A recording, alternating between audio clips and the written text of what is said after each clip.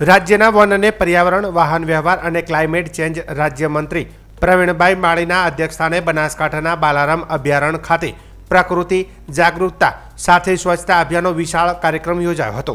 બનાસકાંઠામાં વન્યજીવ વિભાગ દ્વારા આયોજિત આ અભિયાનમાં પ્રકૃતિ રક્ષણ, ઇકો ફ્રેન્ડલી જીવનશૈલી અને પ્લાસ્ટિક મુક્ત પર્યાવરણ અંગે જાગૃતિ લાવવા માટે વિગતવાર માર્ગદર્શન આપવામાં આવ્યું હતું। મંત્રી પ્રવીણ માળીએ પોતાના સંબોધનમાં જણાવ્યું હતું કે રાજ્ય સરકારે ધાર્મિક અને કુદરતી પર્યટન સ્થળોને સ્વચ્છ બનાવવા માટે રાજ્યવ્યાપી પ્રયાસો શરૂ કર્યા છે।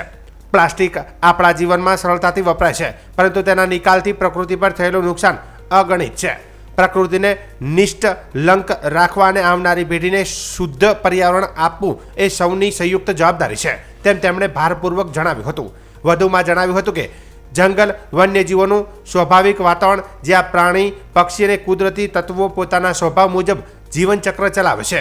તેથી અભયારણ્ય વિસ્તારોમાં જતા મુલાકાતીઓએ પ્રાણીઓને બહારનો ખોરાક આપવો અથવા તો પર્યાવરણને અસર કરે તેવા કૃત્યો ન કરવા પર ખાસ ભાર મૂક્યો હતો। સાથે જ બનાસકાંઠાના કુદરતી વૈવિધ્ય અને આગામી સમયમાં ઇકો ટુરિઝમ હબ તરીકે વિકસિત કરવાના પ્રયાસો ચાલુ હોવાનું જણાવ્યું હતું। આ અવસરે પ્રવીણભાઈ માળીએ ઇકો ટુરિઝમ ડેવલપમેન્ટ સોસાયટી ચિત્રાસણીને ₹10 લાખનો ચેક ભેટ આપ્યો હતો। કાર્યક્રમ પછી બાલારામ અભયારણ્ય ખાતે મહાદેવ મંદિરના દર્શન કરીને એક પેડ માં કે નામ અભિયાન અંતર્ગત સ્વચ્છતા ઝુંબેશ હાથ ધરવામાં આવી હતી।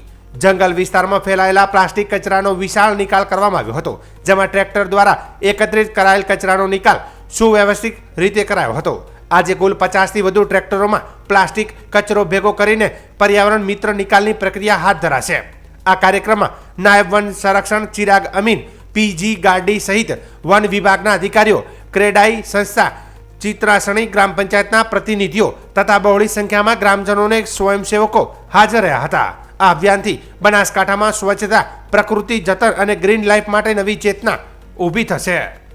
આજ રોજ વન વિભાગ બનાસકાંઠા દ્વારા બાલારામ મંદિર અને ધાર માતાની આજુબાજુનો વિસ્તાર જે સ્પિરિચ્યુઅલ ટુરિઝમના નામે ઓળખાય છે, એવો બનાસકાંઠાનો ખૂબ સારો મંદિરની આજુબાજુ ખૂબ લોકો પ્લાસ્ટિકનો ઉપયોગ કરી અને જ્યાં ત્યાં નાખી દેતા હોય છે, ત્યારે એ વિસ્તારને સેન્સિટાઈઝ કરવા માટે, લોકોને જાગૃત કરવા માટે, લોકો અવેર થાય અને સાથે સાથે વન્યજીવ પ્રાણીઓને પણ નુકસાન ન થાય તે માટે આજરોજ બહુ જ મોટી સંખ્યામાં સફાઈ અભિયાન રાખવામાં આવ્યું છે।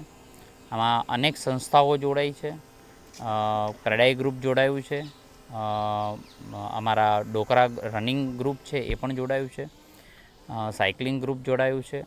એની સાથે વન્ય વિભાગના સૌ કર્મચારી, એ અધિકારી હોય, ફોરેસ્ટર હોય, વનપાલ હોય, રોજમદારો સૌ સાથે મળીને આ વિસ્તારને પ્લાસ્ટિક મુક્ત અભિયાન બને અને લોકોમાં જનજાગૃતિ આવે એ માટે આજે સફાઈ અભિયાન કર્યું છે। ખૂબ લોકોને હું એક વનમંત્રી તરીકે પણ વિનંતી કરું છું કે પ્રકૃતિનું જતન કરવું આપણી ફરજ છે અને સાથે સાથે વન્યજીવોને પણ બચાવવા આપણી ફરજ છે।